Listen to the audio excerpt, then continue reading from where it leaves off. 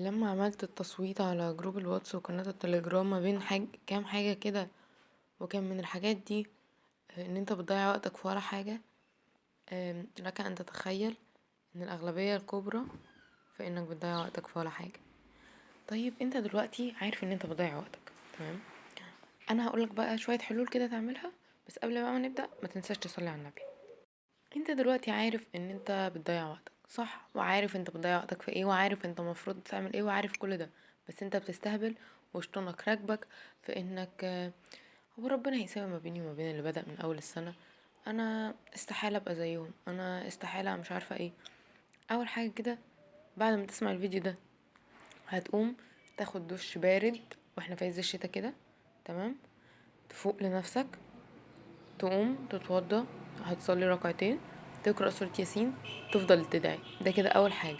هتجدد نيتك مع ربنا، حتى لو كانت علاقتك مع ربنا مش أحسن حاجة، ارجع جددها تاني وصلي، وجدد توبتك، وخليك عارف ان يعني تكون كده على يقين ان ربنا غفور رحيم ويغفر لك، تمام؟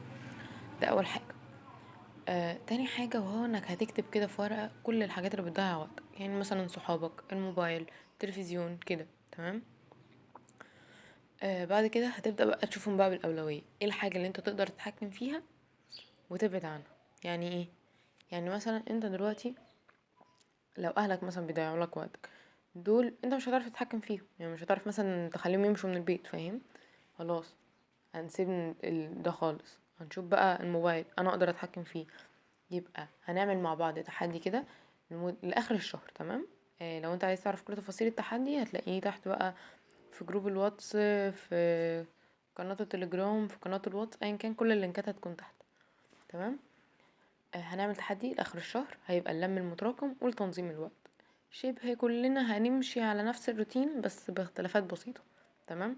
والاختلافات هي هتبقى تابعة لظروف كل واحد فينا، ماشي؟ انت دلوقتي هتصحى من النوم، بسم الله الرحمن الرحيم، تقفل تليفونك وضع الطيران في دولابك، ما يطلعش الا وانت مخلص تاسكات اليوم كلها، تمام؟ مذاكرتك تبقى من على التاب، تمام؟ في حالة ان انت طلعت التليفون، فانت كده ما عندكش رقابة على نفسك، فديت التليفون لحد في البيت انت عارف انه مش هيدولك الا لما تخلص مذاكرة، يا تحاول يبقى عندك رقابة على نفسك اكتر من كده. اصل عايزه اقولك على حاجة، انت مستقبلك هو اللي بتضيعه، انت مش بتضيع مستقبلي ولا مستقبل حد، انت بتضيع مستقبلك، انت اللي في ايدك تحدد مستقبلك، تمام؟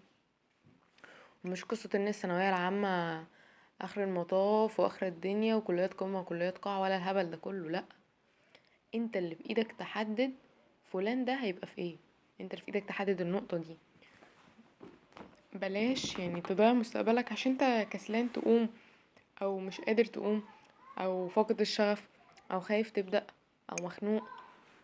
صدقني الحاجات دي مش هتشفع لك في الاخر والله، انت هتندم على كل دقيقة ضيعتها. عارفة ان الكلام كليشيه وسمعته من مليون حد قبلي، بس عارف انت بوينت انك كان نازله ساعتها تريقه كده على الفيس، اللي هو ايه ده، هو مستقبلي طلع بايدي انا، مسؤوليه نفسي طلعت انا اللي شايلها، هو كده انت مسؤوليه نفسك، فهتكون رقيب على نفسك وتكون راجل. يا خلاص سيب يا عم الثانويه خالص، ما مفرهد نفسك ليه طالما كده كده كده مش بتذاكر يعني؟ قوم جدد توبتك مع ربنا، جدد نيتك مع ربنا، اقرا سوره ياسين، اكتب كل الحاجات اللي بتضيع لك وقتك. بعد كده اكتب كل المتراكم في رسالة، قصدي في كتابة، معلش اصلا بقول للناس المشتركة معايا تكتبوا في رسالة. اكتب كل المتراكم عندك في ورقة، اشتغل في الجديد وخد تاسك من المتراكم في الجديد وتاسك من المتراكم، افضل كده لغاية ما المتراكم معاك يخلص خالص، حتى لو خد منك شهر شهرين.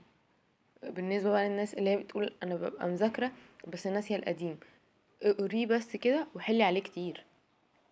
يا جماعة بالله عليكم اشتغلوا، والله انا مش هقولكوا بقى بتمنى ثانوية عامة ترجع، بصراحة ما اتمناش ان هي ترجع، بس انا بتمنى ان انا اجي كده لكل واحد منكم البيت اخليه يذاكر. والله يا جماعة ده مستقبلكم، ما تضيعوش وقت اكتر من كده، خلاص. لو بدأت من دلوقتي هتلحق، بلاش بقى الاسئلة الوجودية بتاع ربنا يساوي ما بيني وما بين اللي بدأ من اول سنة. طب لو بدأت دلوقتي هلحق؟ طب انا تايه ومش عارفة اعمل ايه، طب انا مش عارفة ايه. ذاكر، تايه ومش عارفة. توكل على الله وذاكر. انا مش عارفه اقول لك ايه، تمام؟ والله العظيم انا مش لاقيه كلام اقوله في دفعتكم دي.